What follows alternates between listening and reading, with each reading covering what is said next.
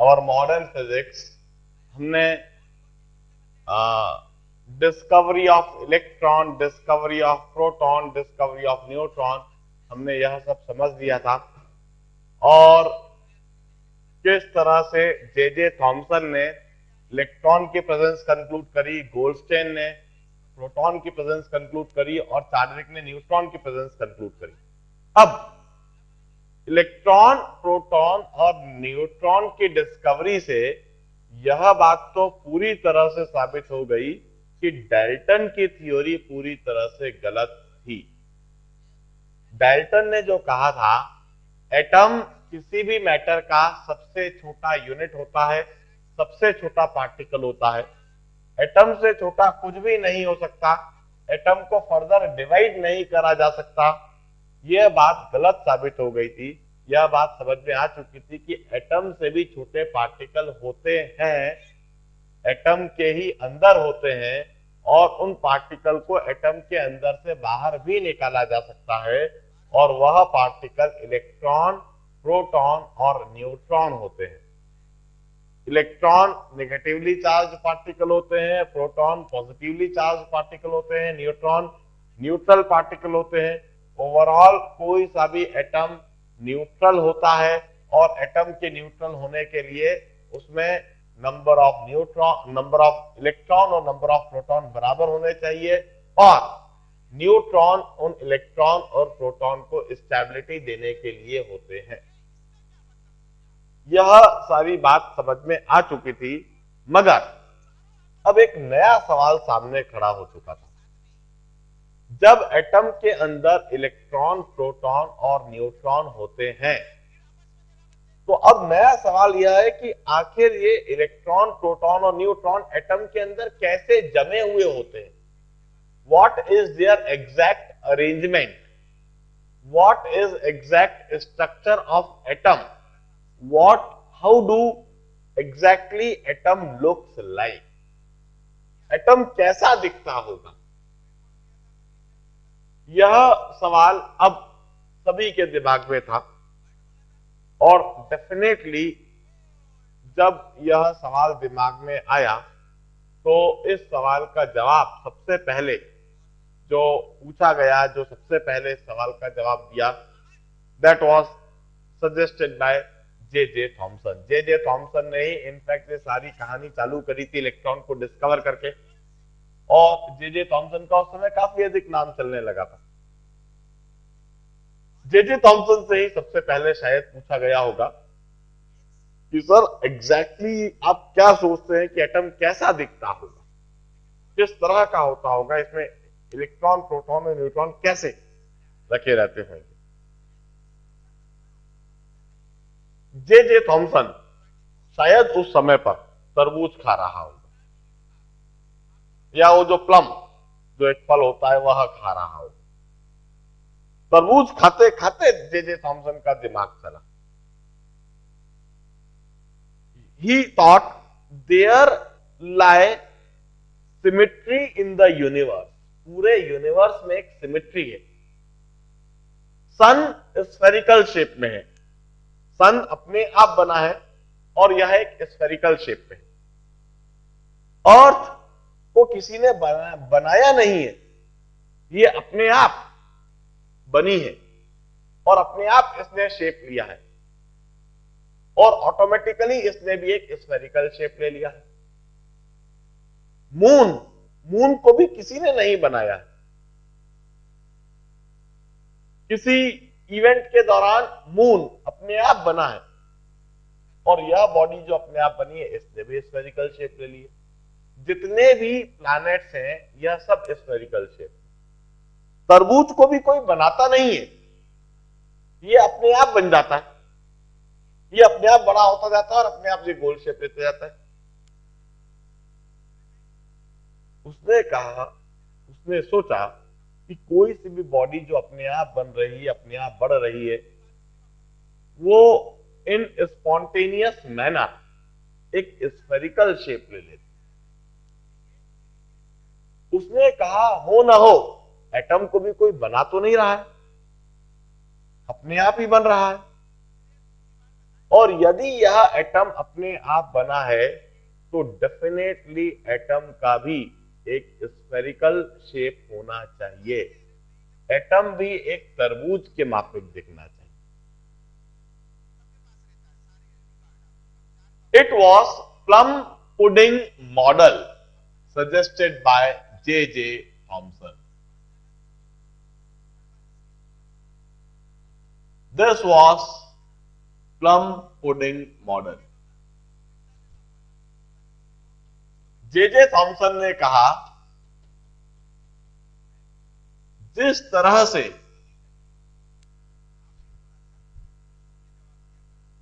तरबूज के अंदर छोटे छोटे बीज होते हैं, बिल्कुल उसी तरह से एटम के अंदर उसके वॉल्यूम में, उसकी बॉडी में, बीच में एम्बेडेड छोटे छोटे इलेक्ट्रॉन्स होते होंगे।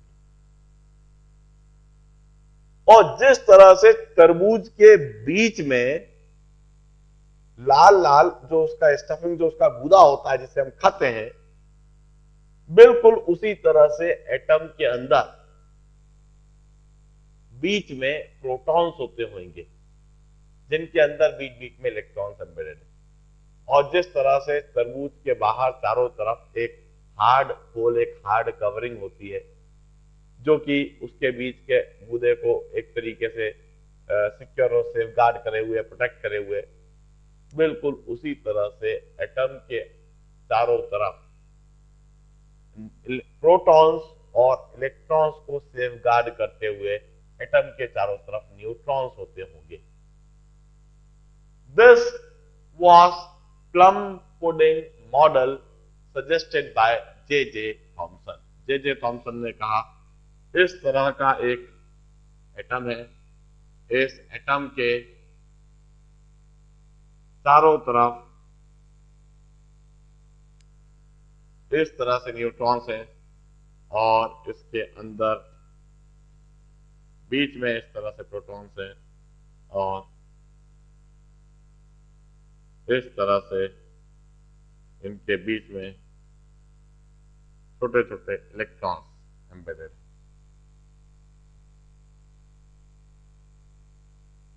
An atom must look like this. Truthfully speaking, J.J. Thomson ने अपने इस मॉडल ऑफ एटम को सजेस्ट करने के लिए किसी तरह का कोई मेहनत नहीं करी थी, कोई एक्सपेरिमेंट नहीं करा था, किसी तरह का कोई सपोर्ट नहीं था। साधारण सा उसका कंसेप्ट था, द सिमेट्री इन यूनिवर्स। पूरे यूनिवर्स में जो एक सिमेट्री प्रिंसिपल फॉलो होता है, दैट वाज द लॉजिक, कि हर चीज जो बनती है वो स्फेरिकल शेप लेती दिख रही है हमें चारों तरफ। हमारी अर्थ ने भी इसी तरह से स्फेरिकल शेप ले रखा, बिल्कुल उसी तरह से एक एटम को भी स्फेरिकल शेप में होना चाहिए। It was more philosophical rather than scientific approach. Anyway, इसी फिलोसॉफिकल अप्रोच को हम मान के क्यों ना एक प्रॉब्लम करते हैं। Let's assume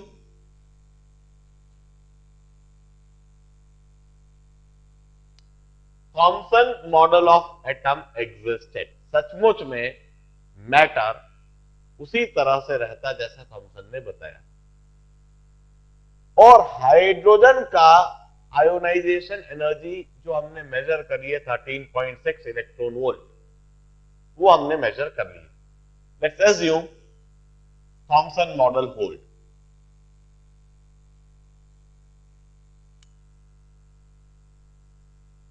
Let's assume Thomson model hold and ionization energy of hydrogen is 13.6 eV.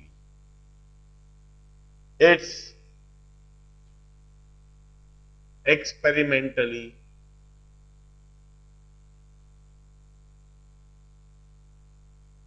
obtained data. यह experimentally obtained data. Based on this data, क्या आप इसी समय कैलकुलेट करके बता पाएंगे कि what radius of hydrogen atom Thomson must have predicted? In that case, what must be radius of hydrogen atom? ऐसी स्थिति में एक हाइड्रोजन एटम का रेडियस आप क्या प्रेडिक्ट करोगे? मेरे सवाल को बड़े ध्यान से समझो। एक हाइपोथेटिकल सवाल है, ऐसा कभी होता नहीं है, मगर मान लीजिए ऐसा होता, मान लीजिए सचमुच में थॉमसन सही कह रहा होता और सचमुच में मैटर उसी के हिसाब से, थॉमसन मॉडल के हिसाब से एग्जिस्ट करते, प्लम पुडिंग मॉडल में ही एग्जिस्ट करते, और हाइड्रोजन भी सचमुच में प्लम पुडिंग मॉडल में ही एग्जिस्ट करता, और यदि हम एक्सपेरिमेंटली हाइड्रोजन का आयोनाइजेशन एनर्जी 13.6 मेजर कर लेते हैं, जो कि होती है फैक्ट में, जिसको आसानी से मेजर करा जा सकता है, ऐसी स्थिति में इस मॉडल ऑफ एटम को होल्ड मानते हुए क्या आप हाइड्रोजन एटम का रेडियस डिटरमाइन करके बता सकते हैं कि ऐसी स्थिति में हाइड्रोजन एटम का रेडियस क्या होता? सोच समझकर बताइए, 2 मिनट के बाद मैं समझा दूं।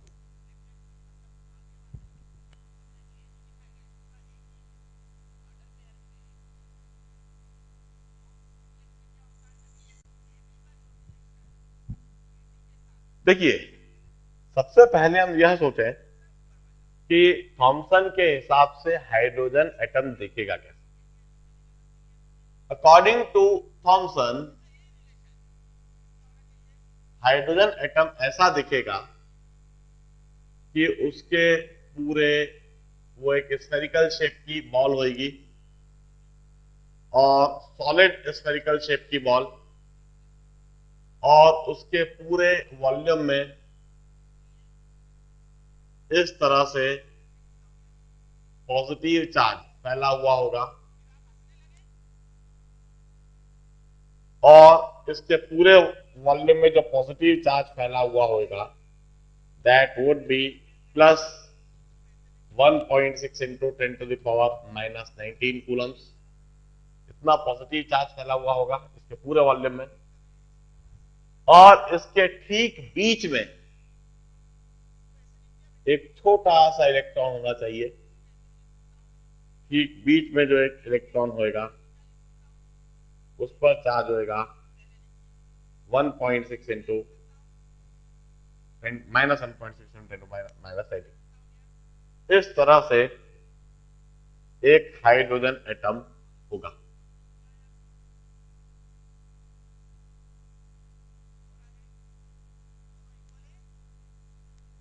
अब इसे मैं कहूंगा हाइड्रोजन एटम। जब इस एटम को हम आयोनाइज करेंगे तो इस एटम को आयोनाइज करना, इसका मतलब क्या है कि इस स्फीयर के अंदर से इस इलेक्ट्रॉन को निकालकर इंफिनिटी तक ले जाना। स्फीयर के अंदर पॉजिटिव चार्ज को हम छेड़छाड़ नहीं करेंगे, और बिना पॉजिटिव चार्ज को डिस्टर्ब करे, पॉजिटिव चार्ज तो पूरी बॉडी में ऐसा कैसे है,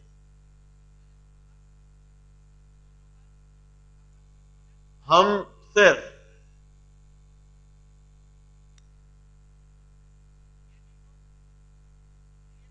इलेक्ट्रॉन को इस स्फीयर के अंदर से बाहर निकालकर इंफिनिटी पर ले आए।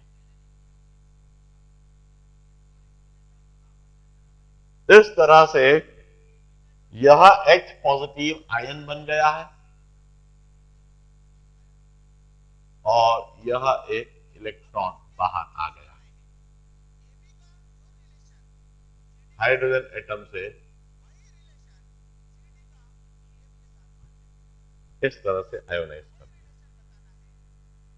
और इस फिनोमेना के दौरान जो वर्क हुआ है, the work done during this phenomena is 13.6 electron volt.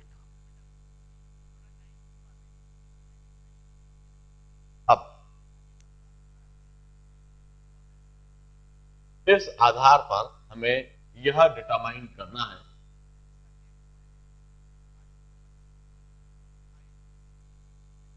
कि हाइड्रोजन एटम का रेडियस क्या है।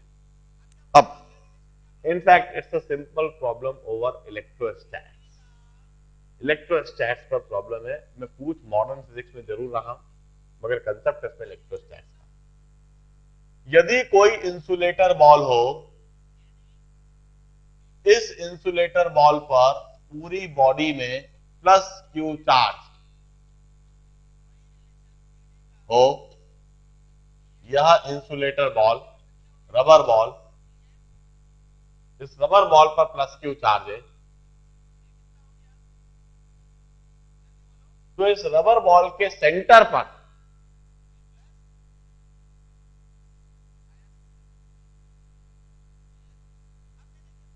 इलेक्ट्रोस्टैटिक पोटेंशियल कितना होता है? The electrostatic potential at the centre is 3/2 of 1/4 pi epsilon naught Q by R।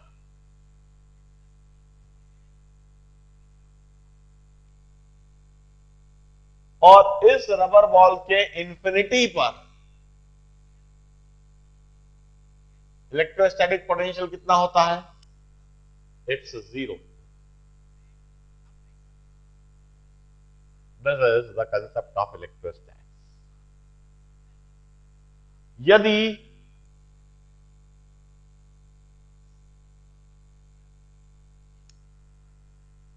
Centre पर कोई चार्ज पार्टिकल रखा जाए, कोई दूसरा चार्ज पार्टिकल रखा जाए, तो potential energy when this charge particle is kept at center would be 3/2 of 1/4 pi epsilon naught Q small q into capital Q by R। और यदि इसी चार्ज पार्टिकल को इंफिनिटी पर रखा जाए तो उस चार्ज पार्टिकल की पोटेंशियल एनर्जी होगी 0, क्योंकि पोटेंशियल एनर्जी होती है Q इंटू V0 या Q into V infinity.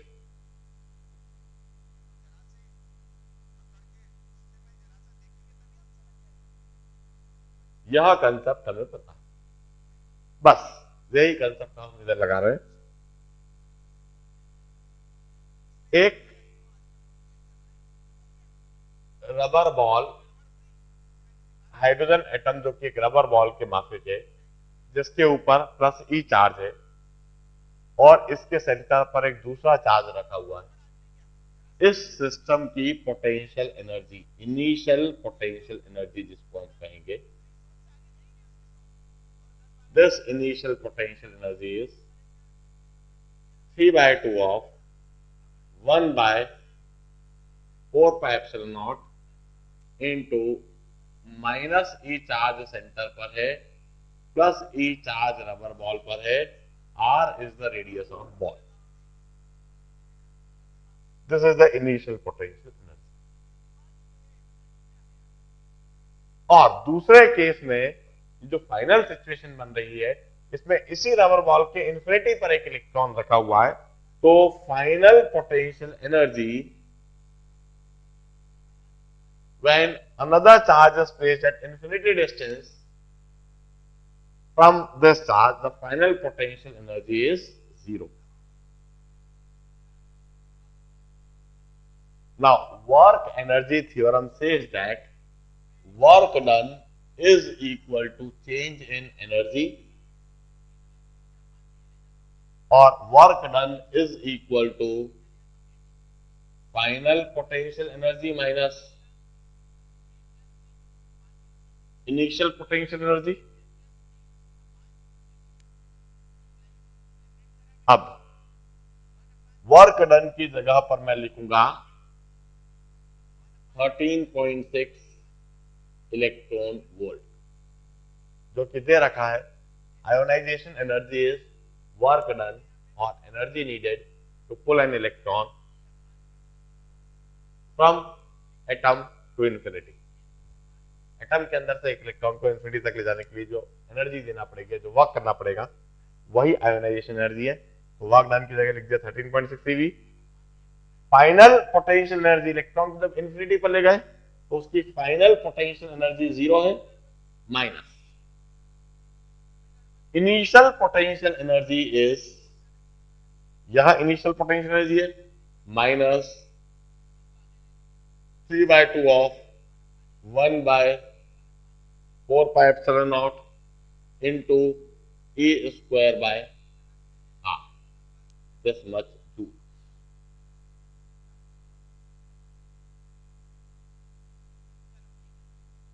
Minus और माइनस प्लस हो जाएगा और अब हमें दिखने लगेगा 13.6 EV इज इक्वल टू 3/2 1/4πε0 की जगह पर मैं लिख दूंगा 9 into 10⁹ into E square by R joules. तो E जूल्स की जगह में EV लिख दूंगा, तो E by R into EV, E joules की जगह EV। तो इस तरह से EV कटेगा और R मुझको फिर मीटर्स में अपने आप दिखने लगेगा और R इधर हो जाएगा 3/2 इंटू 9 इंटू 10⁹ इंटू E की जगह 1.6 into 10⁻⁻19 upon 13.6। This R would be in meters।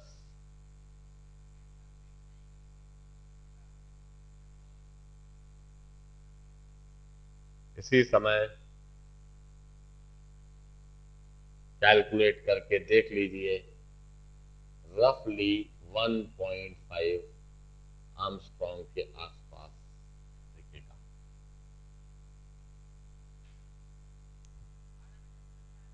यदि वाकई में थॉमसन मॉडल एग्जिस्ट करता तो हम हाइड्रोजन का यह रेडियस प्रेडिक्ट करते।